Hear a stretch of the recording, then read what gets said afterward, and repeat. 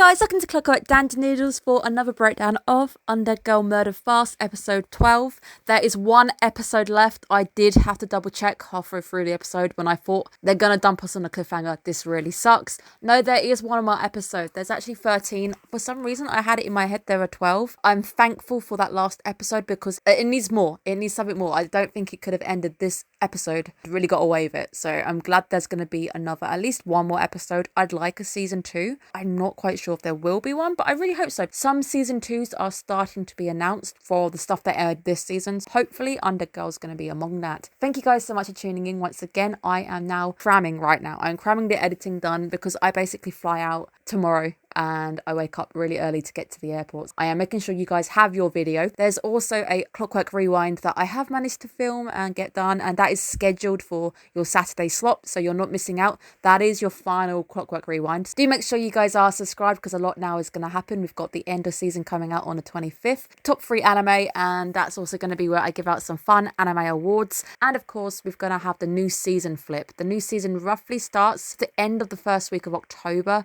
Look forward to 3 new shows coming your way. Obviously, Som 100 is doing something. It's got 4 episodes to somehow cram. I think it will overlap into the first few weeks of the new season. So we've got a lot going on, but let's get straight to it because there is so much going on this episode that I had to pause, rewind because there's so much going on. Now, I wasn't expecting Victor to be reasonable, but it also makes sense because a lot of the time in the media surrounding Frankenstein, he just wants to care for people. It would be interesting to see if they're actually incorporating that into the plot because he's supposed to be someone who just wants to be loved, but obviously he's been made so hideous that nobody wants to be around him. He's a very misunderstood character. That would be very interesting to see if he is maybe the weak link of Banquet, but he does actually help them. He saves them. Obviously, he just wants the information. He can't let them die, but they would have probably figured it out regardless. He saves them. They give him the gem, and there's a cordial agreement that they can't move until the night falls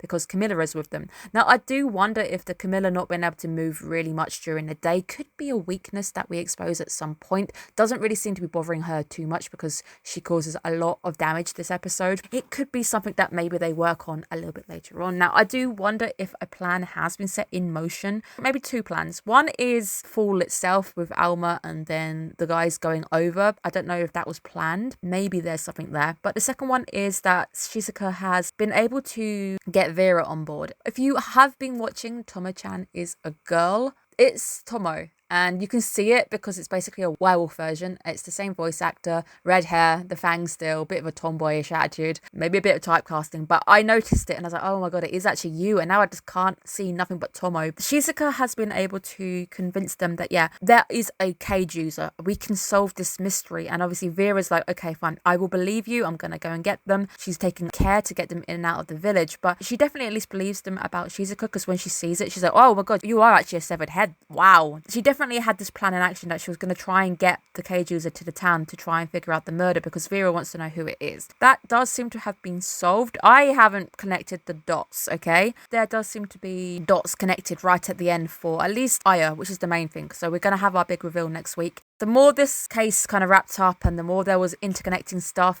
I lost all bearings. At one point, I was convinced it was the girls and they were swapped and it was definitely them. But we saw Louise this week and I'm not quite sure I feel confident on that anymore. Alma's also gone. So obviously we did theorize that that was a bit of a red herring. I wasn't expecting that twist as well. There's a lot going on this episode. Alma was also not recognised as a werewolf. Aya asks her, do you know someone under this name? Vera says no.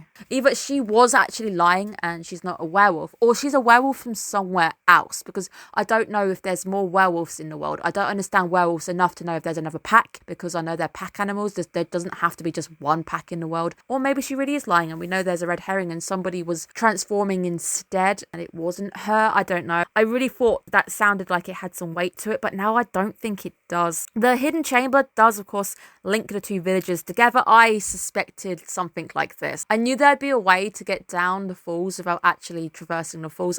There had to be. It made sense. Seemingly going between one village and the other, there had to be an easier way than throwing yourself down a rock face. In the hidden chamber, we find out that Gustav's weapon is actually the murder weapon, but we do know this was stolen, so we can't actually pin it on Gustav or anything. The murder cases are definitely connected. They started a year ago. They're being killed roughly by the same gun, maybe. Somebody stole the gun to try and get a war going between the two. One side believes it's the werewolves, one side believes it's the humans that are shooting the wolves. It does seem like there is a deeper meaning to trying to get a war going. It does seemingly happens at the end of this episode. The unexpected twist, we see Louise's body. It is Louise's body. So we had a few doubts whether it would be her or not. It's definitely her body. And of course, Alma was revealed as deceased. There's a few more twists going on. It's a very twisty episode. But the cases are certainly interlinked. Rosa could have possibly, when wounded, gone down and gone back to the village. Of course, that still leaves the girl theory open. Rosa had with her was perhaps the suspect. I think they've confirmed that J is definitely dead. That's the one that Louise ended up calling out. We also get a bit of a twist on this. The parents of Louise were awful, abandoned her. They saw her as just like a burden because she can't walk. But then she returned with Jut, but called Jut out. Now, there's still a possibility that the girls are working together and Jut isn't dead, but I don't have enough information and I don't really feel confident in this theory because Louise is certainly now dead. That was one of my theories. I don't think my theory holds water anymore. Maybe Rosa is doing it and Rosa returned to the village and she's actually alive, perhaps. Now, we are told by Aya that the only clue you need is the window. I don't know what you're talking about. I look at the window and I don't see anything. The fact that it was broken to get her out, maybe somebody was helping her, maybe she had an accomplice. Certainly something there. There seems to be the only clue that I am overlooking right now. I can't figure it out. But Louise basically sacrifices Jut to become a beloved figure. So after the age of 4, they were said that she was suddenly a revered figure. Up until the age of 4, they tried to dump her, get rid of her. She was a burden. Suddenly, she reveals the werewolf amongst them and she is seen as a hero. Very smart as a kid. She knew that she'd been abandoned and she knew that if I want to survive and not have that happen again, I need to make sure that I'm worth something to the village. Still confirmed dead unless she's got an ability to play a corpse. But the bad luck this week definitely starts to continue as Camilla appears. Her powers are very OP. She can knock out pretty much anybody. The wolves are alive, but they've been drained of blood. I don't know if they then turn into vampires. In most fiction, if you're bitten by a vampire, you're either dead or you turn into a vampire. So we're going to have vampire werewolves, maybe, question mark. Now let's talk about the Suguru versus the werewolf fight. I thought it was really nice. The music was nice. The strings were back. They always get these nice strings in motion whenever there's a fight with Suguru, and it feels like it's marching. The music feels active. The score feels active to show that we are moving. There's some very nice acrobatics. Again, Suguru showing that he's able to be a master at fighting without killing anybody. None of those werewolves are dead. They're just going to have a very bad time in the morning. But they are lucky that they were fighting Suguru because there's plenty of werewolves who die this episode. The Shizuka comment when they said, oh, maybe they've stopped howling because Suguru's been captured and he's died. And she's like, oh, I wish he was dead. I'm like, oh my God, you guys, please. I know you're jealous. You're jealous that he gets to kiss Aya and that kind of stuff. But you hate each other that much that you want each other dead. That kind of relationship they're playing up is a funny one. I think if he was to die, she might feel maybe something. Maybe deep down she would feel something. Now, Team Royce. I don't like Team Royce. I really hate Team Royce. And I definitely hate them this week because, wow. That might have been some of the brutalest deletions I've seen. Especially when the heads vanish. I'm like, okay, right. They're gone now, never mind. Team Royce are obviously on the human side and they are brutal when they come to like giving out those deaths. And I'm like, okay, cool. Team Royce are here. They are stacking up some kill counts. Don't like them. Obviously, I don't know what side I'm on. I feel bad for both sides because they're clearly being played. The wolves have been played, the humans have been played. I feel bad for both, but obviously they're attacking each other and there's people dying, there's a lot of wolves dying, and it's just actually chaos. It's a literal chaotic episode where war has broken out, people are attacking each other. Dr. Zeke is looking very like, oh my God, what's going on? I thought it was Zeke. It probably isn't Zeke anymore.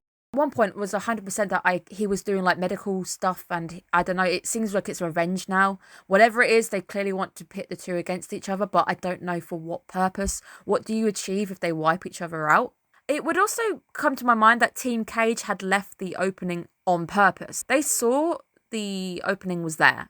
They walked in and seemingly they knew that Team Royce was following them. I'm not quite sure what their game was to actually lure Team Royce into the werewolf village because the werewolves are now getting absolutely deleted. It can't have been their finest moment if they've accidentally left that door open for them to find. Now, Shizuka returning to go save Kaya, who is with Camilla, so we are definitely squaring up for round 2 next week. Don't know if I like her chances very much because she pretty much lost last time. I'm not counting it as a win for Shizuka because she only won because the flare went up. She got saved by the bell, essentially.